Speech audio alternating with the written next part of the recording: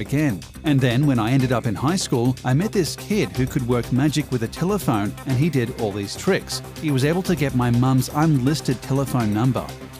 Following this, he was able to ride any bus in the greater LA area using unused transfer slips he found in a dumpster next to the bus company garage. Social engineering later became his primary method of obtaining information, which included usernames and passwords and modem phone numbers. Mitnick's first unauthorized access to a computer network in 1979 at the age of 16 gave him access to the Digital Equipment Corporation computer system. He was reported to have broken into DEC's computer network and later cloned their software.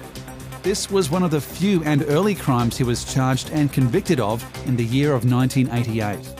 Following his conviction, he was sentenced to 12 months in prison, which was followed by 3 years of released supervision by authorities. Near the end of his supervised release, Mitnick was recorded to have hacked into the Pacific Bell voicemail computers and was now really playing with fire.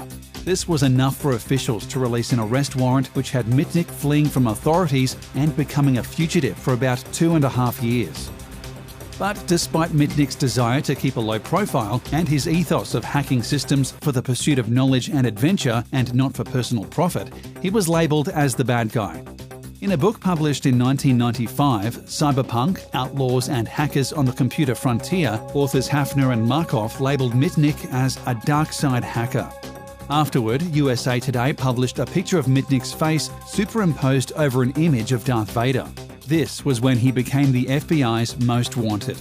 Many people believe the FBI was most scared because the agency had a poor understanding of the way computers worked. They felt vulnerable and decided to take out the threat. Mitnick was holed up in Denver, Colorado at the time. He liked it because it felt remote in the mountains, but law enforcement was breathing down his neck the whole time. I just started creating resumes and looking at newspapers. I'd tailor my background to match 90% of what they were looking for, he said, referencing the new identity he made for himself. I'd give my own references. It wasn't hard. I created my own past. Mitnick was conscious not to make any good friends or date because his picture was all over the news. He had favourite bars and restaurants, but he was never overly friendly with other patrons, so they would not identify him. Known for being overweight, Mitnick started hitting the gym every day in order to change his look and body type. He even put painful rocks in his shoes in order to change his gait. It's the #1 way you can be recognised, said Mitnick, who spent evenings hacking. I just took it day by day. Looking over your shoulder was no way to live. I treated it like I wasn't even on the run, and when I treated it like that, I didn't have that stress. Cops would drive by and I'd be like, "Hi," I didn't care. It wasn't like my picture was all over the news or on America's Most Wanted, he said. Once I got on the front page of the New York Times, I became a very high priority. They used a bad photo that made me look evil and grimacing. So I go, that's great, I look totally different. After growing tired of Denver, Mitnick became Brian Merrill and moved to Seattle, where he worked at a tech firm. From here, Kevin made a powerful enemy that ultimately led to his capture, Tsutomu Shimomura.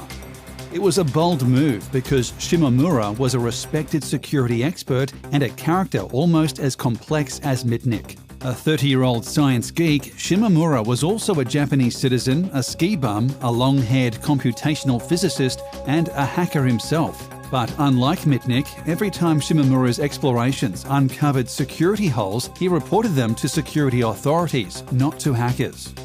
So, in December 1994, when someone broke into Tsutomu Shimomura's elaborate computer system in his San Diego home using a never-before-seen, sophisticated hacking method and then stole some fancy cellular phone tools, Shimomura took it as a personal challenge. When the trail led to Mitnick, Shimomura became a cyber sleuth on a mission to catch Kevin. From the 1970s up until his last arrest in 1995, Kevin Mitnick skillfully eluded and bypassed corporate security safeguards, penetrating some of the most well-guarded systems, including, amongst countless others, the likes of Sun Microsystems, Digital Equipment Corporation, Motorola, Netcom, and Nokia. He has even had to go on record and deny hacking into the Department of Defense's North American Aerospace Defense Command and wiretapping the Federal Bureau of Investigation. A 1994 New York Times profile breathlessly described him as having hacked into computers at the North American Air Defense Command as a teenager. It wasn't true, but it became part of his legend. The FBI, with the cooperation and technical support of Shimomura, finally tracked him down in Raleigh, California. He was found with cloned cellular phones, more than 100 cloned cellular phone codes, and multiple pieces of false identification. In 1999, as part of a deal, he pled guilty to 4 counts of wire fraud, 2 counts of computer fraud, and 1 count of illegally intercepting communications. All told, he spent 5 years in federal prison ending in 2000. He was even forced to spend 8 months in solitary confinement because the guards were convinced he could control the computer systems around the jail. He was released on January 21, 2000. During his supervised release, which ended on January 21, 2003, he was initially forbidden to use any communications technology other than a landline telephone. Mitnick fought this decision in court, eventually winning a ruling in his favour, allowing him to access the internet. Under the plea deal, Mitnick was also prohibited from profiting from films or books based on his criminal activity for 7 years.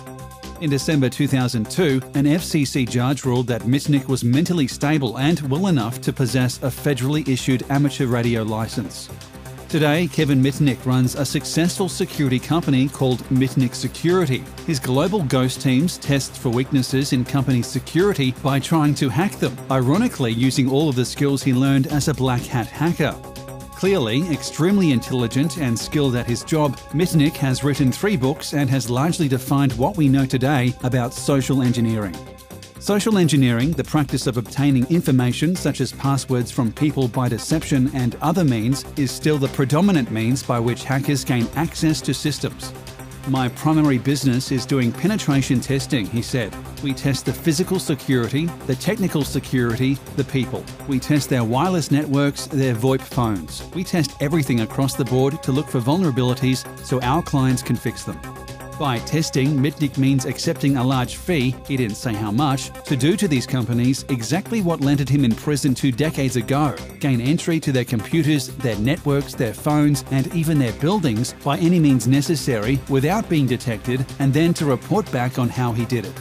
And here's probably the most interesting fact. Mitnick and his constantly changing team of specialty hackers have a 100% success rate. "That's no legend. It's not even bragging," he said. "It's just a fact."